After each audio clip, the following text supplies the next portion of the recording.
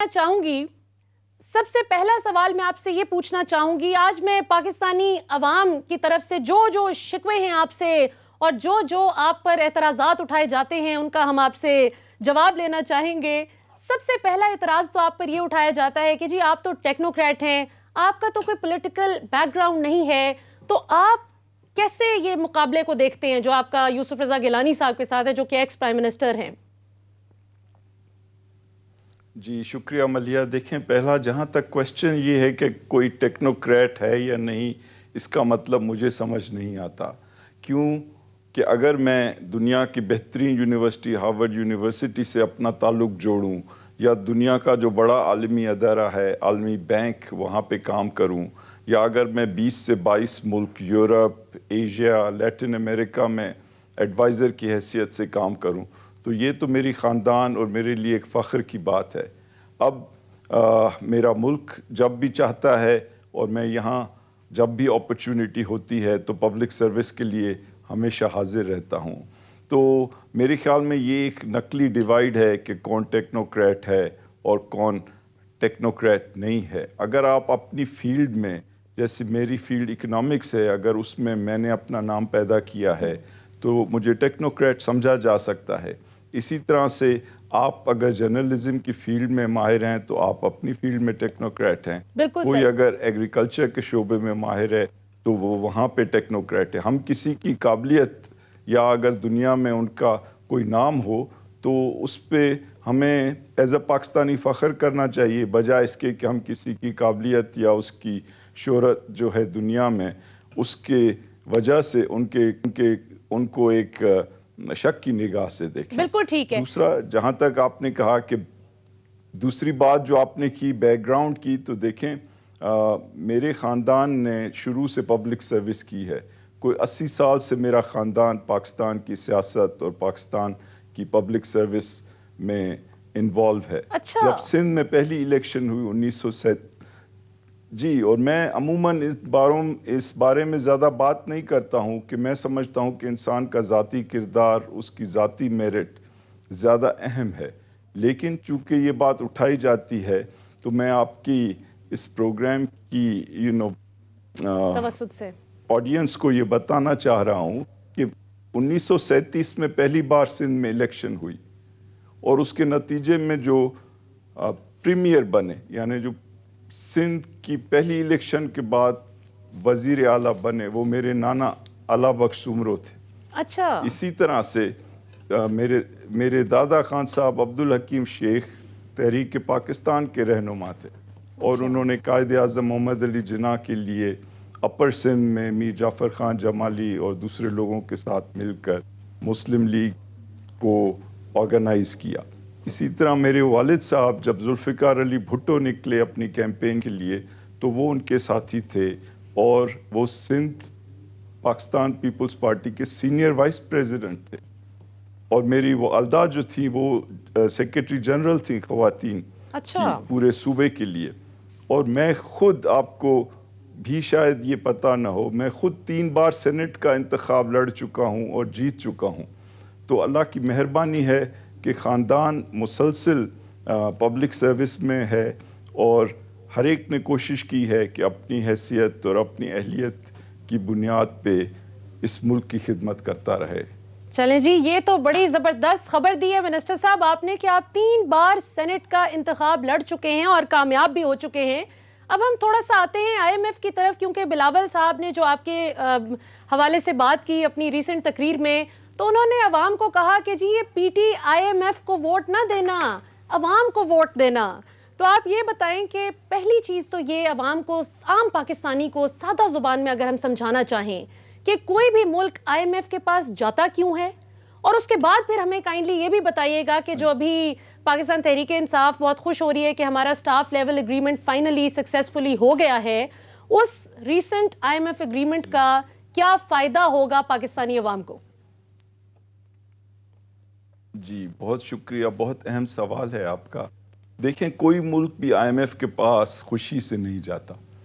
IMF के पास जाने की ज़रूरत इसलिए होती है कि IMF एक ग्लोबल अदारा है जिसका बुनियाद ही ये है कि जिन ममालिक की मईशत خطرے میں ہو یا دقت میں ہو یا بحران میں ہو تو اس کی مدد کی جائے، اور پوری دنیا کے ہر ملک اس کا ممبر ہے، اور وہاں پر جو بورڈ ہے اس میں ہر ایک کی پریزنس ہوتی ہے اور وہ بورڈ فیصلے کرتا ہے۔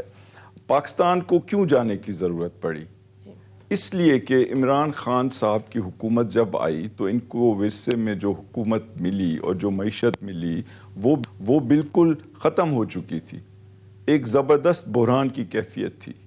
ہمارا جو کرنٹ اکاؤنٹ ڈیفیسٹ، یعنی وہ ڈالرز جو ہم باہر جاتے ہیں ہمارے ملک سے امپورٹس کی شکل میں، اور وہ ڈالرز جو ہمارے آتے ہیں ایکسپورٹس اور ریمیٹنسز کی شکل میں، اس میں جو گیپ تھی وہ تقریباً تاریخ کا سب سے بڑی لیول پہ تھی، 20 ارب ڈالر کی گیپ۔ دوسری جانب پچھلی حکومت نے ایک عجیب پالیسی رکھی اپنے 5 سال، جو سب اقتصادی ماہر حیران تھے کہ یہ کیوں رکھ رہے ہیں یہ پالیسی۔ انہوں نے جان بوجھ کے ڈالر کو سستا رکھا۔ جب ڈالر کو آپ سستا رکھ دیتے ہیں تو قدرتی بات ہے باہر والی چیزیں جو ہیں اس کے لوگ عادی ہو جاتے ہیں، کیونکہ باہر کی چیزیں یہاں سستی ملتی ہیں۔ تو آپ دیکھ رہی تھیں کہ ٹوتھ پیسٹ سے لے کر، چیز سے لے کر، چاکلیٹ سے لے کر، تو تمام الیکٹرانک ایکوپمنٹ، تمام لگژری آئٹمز جو تھے اس ملک میں آ رہے تھے، اور ساتھ ہی ساتھ ہماری جو ڈومیسٹک انڈسٹری تھی اس کا بیڑا ناس ہو گیا۔ اور 5 سال کے دوران جو پچھلی حکومت کے گزرے اس میں ملیہ آپ غور کریں کہ جو ایکسپورٹس کے بڑھنے کی رفتار تھی وہ 0 سے بھی کم تھی۔ تو آپ نے کوئی ملک دیکھا ہے؟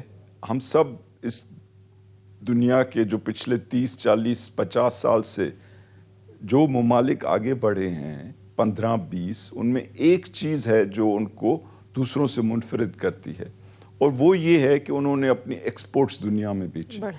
تو یہ تو ممکن ہی نہیں کہ آپ اپنے ملک کو خوشحال کر دیں اگر آپ کے پاس ڈالرز ہی نہ ہوں، اور ڈالرز کمانے کا طریقہ یہ ہے کہ آپ اپنی انڈسٹری کو ڈیولپ کر کے باہر کی دنیا میں بیچیں۔ تو انہوں نے بالکل بیڑا ناس کر دیا، اور ڈالرز جو تھے وہ تقریباً نہ ہونے کے برابر تھے جب عمران صاحب آئے۔ تو ایک جانب یہ ایک تجارتی خسارہ، دوسری جانب انہوں نے اتنے دبا کے اخراجات کیے کہ فسکل ڈیفیسٹ دوسری جانب، اور قرض اتنے لے لیے۔ یہ ہمیشہ کہتے ہیں کہ جی ہم نے گروتھ بڑھا دی۔